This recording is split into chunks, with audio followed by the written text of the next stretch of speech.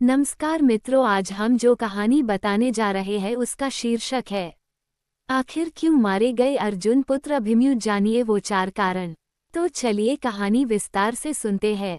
कृष्ण की चाल। भगवान श्री कृष्ण की नीति के चलते अर्जुन के पुत्र अभिमन्यु को चक्रव्यूह को भेदने का आदेश दिया गया।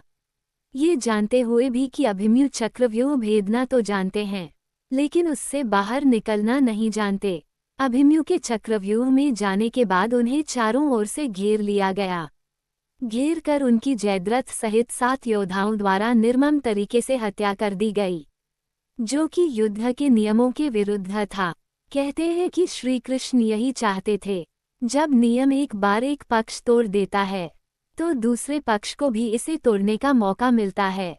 अन्य योद्धा अभिमन्यु के साथ नहीं जा पाए। प्रारंभ में यही सोचा गया था कि अभिमन्यु व्यूह को तोड़ेगा और उसके साथ अन्य योद्धा भी उसके पीछे से चक्रव्यूह में अंदर घुस जाएंगे।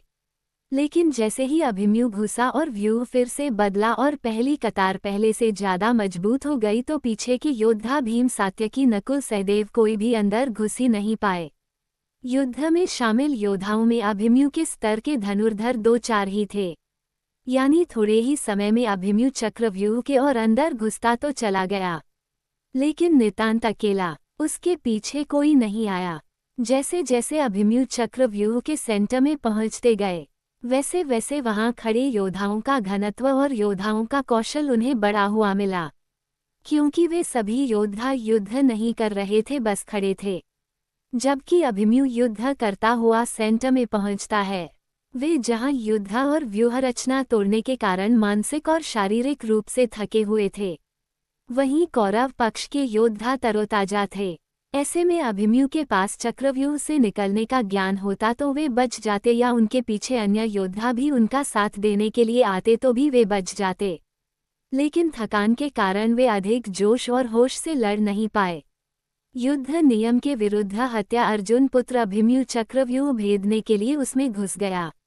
चक्रव्यूह में प्रवेश करने के बाद अभिमन्यु ने कुशलतापूर्वक चक्रव्यूह के 6 चरण भेद लिए। इस दौरान अभिमन्यु द्वारा दुर्योधन के पुत्र लक्ष्मण का वध किया गया।